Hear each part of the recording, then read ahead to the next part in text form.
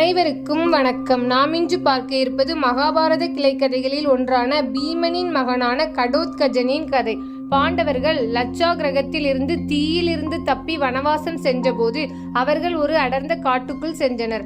அங்கு ஹிடிம்பன் என்ற ஒரு ராட்சசன் வாழ்ந்தான். அவன் மனிதர்களை கொன்று தின்னும் பழக்கமுடையவன்.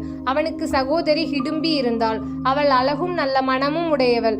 ஒரு நாள் அவள் பாண்டவர்களை பார்த்தாள். குறிப்பாக பீமனை பார்த்ததும் அவளது மனம் நெகிழ்ந்தது.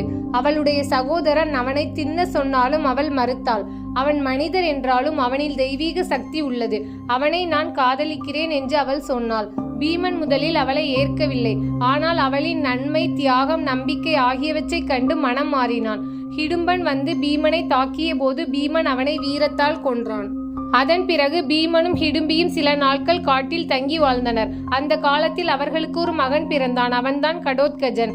அவன் அரை ராட்சச குணமுடையவனாக இருந்தாலும் மனம் நன்னடத்தையுடன் இருந்தது. ஹிடும்பி தனது மகனை வனத்திலேயே வளர்த்தாள். கடோத்கஜன் சிறுவயதிலேயே வலிமை மிகுந்தவன். அவன் வான் பறக்கும் சக்தி, மாய வல்லமை, ராட்சச தோற்றம் இவை அனைத்தும் அவனுக்கு தாயின் பக்கத்திலிருந்தும் தந்தையின் வீரமும் அவனுக்கு தந்தையாகிய பீமனிடம் இருந்தும் வந்தது. பாண்டவர்கள் வனவாசம் முடித்த பிறகு ஒரு நாள் கடோத்கஜன் அவர்களை சந்தித்தான். பீமன் மகனை தழுவி அவனை ஆசீர்வதித்தார். அப்போது கிருஷ்ணரும் அவனை பார்த்து மகிழ்ந்தார். இவன் பாண்டவர்களுக்கு எதிரியாக வரும் எந்த தீய சக்தியையும் அழிப்பான் என்றார். கடோத்கஜன் பாண்டவர்களுக்கு நெருக்கமானவர் ஆனான். அவன் அவ்வப்போது வானிலிருந்து வந்து தந்தைக்கும் சித்தப்பாமார்களுக்கும் உதவி செய்தான். அவன் மிகுந்த பக்தியுடன் பீமனையும் கிருஷ்ணனையும் மதித்தான். மகாபாரத போரின் போது பாண்டவர்கள் புறம் கடோத்கஜன் போருக்கு அழைக்கப்பட்டான்.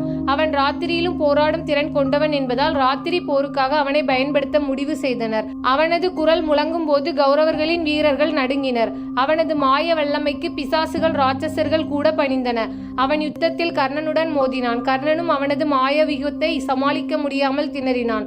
அவன் உடலை பெரிதாகவும் சிறியதாகவும் வானில் பறந்தபடியும் மாற்றிக்கொண்டான். அவன் ஒரு முறை துரியோதனனின் யானைகளை எல்லாம் அழித்தான். அவனது ஒளி மின்னல் போல் முழங்கியது. போர்க்களம் எரிந்தது போல தோன்றியது. கௌரவர்களின் பக்கம் கர்ணனிடம் இந்திராதந்த சக்தி என்ற மாபெரும் ஆயுதம் இருந்தது. அது ஒரே முறை மட்டுமே பயன்படுத்தக்கூடியது. அவன் அதை அர்ஜுனனை அழிக்க பயன்படுத்த நினைத்தான். ஆனால் கடோத்கஜனின் மாய வல்லமை காரணமாக கௌரவர்கள் பெரும் இழப்பை சந்தித்தனர். துரோணர், துரியோதனன், கர்ணன் அனைவரும் சேர்ந்து கடோத்கஜனை அடக்க முயன்றனர்.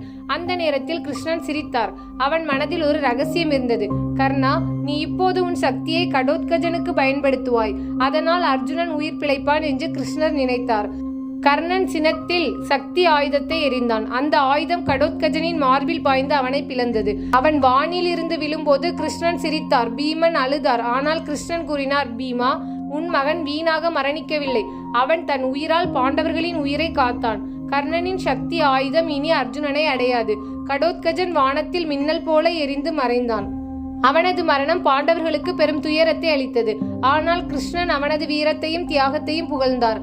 அவன் அரை ராட்சசன் என்றாலும் மனமுழுக்க தெய்வீகம். அவன் தந்தையைப் போல வீரத்துடன் இறந்தான். அவனது பெயர் என்றும் மகாபாரதத்தில் நிலைத்திருக்கும். அபிமன்யுவை போலவே கடோத்கஜனும் தியாகத்தின் சின்னமாக ஆனான். அவன் காட்டிய தைரியம், பந்தம், கடமை உணர்வு இவை அனைத்தும் மகாபாரதத்தின் பெருமையை உயர்த்தின.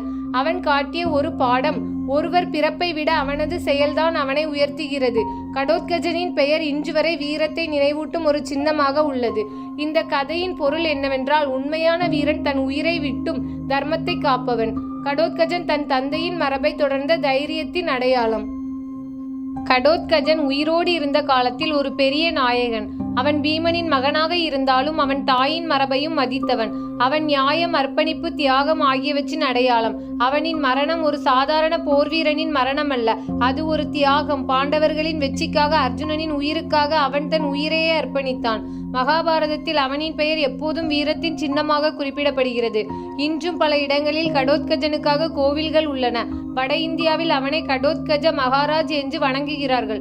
அவனது உருவம் பீமனின் வலிமையையும் ஹிடிம்பாவின் தெய்வீக தன்மையையும் பிரதிபலிக்கிறது. அவன் நமக்கு சொல்லும் பாடம் என்னவென்றால், வீரம் என்பது வலிமையால் அல்ல, தியாகத்தால் அளவிடப்படுகிறது என்பதாகும். இவ்வாறு பீமனின் மகனான கடோத்கஜன் தனது வீரத்தாலும் தியாகத்தாலும் மகாபாரதத்தின் ஒரு அற்புதமான கிளைக்கதையாக மாறியுள்ளார். அவனின் மரணம் பாண்டவர்களின் வெற்றிக்கான அடித்தளமானது. அவன் ஒரு அரை மனிதன் என்றாலும் அவனின் உள்ளம் முழுமையான தெய்வீகமும் கருணையும் கொண்டிருந்தது. இதுவே கடோத்கஜனின் மாபெரும் மரபு ஆகும். தினமொரு கதையில் கதை கேட்ட அனைவருக்கும் நன்றி.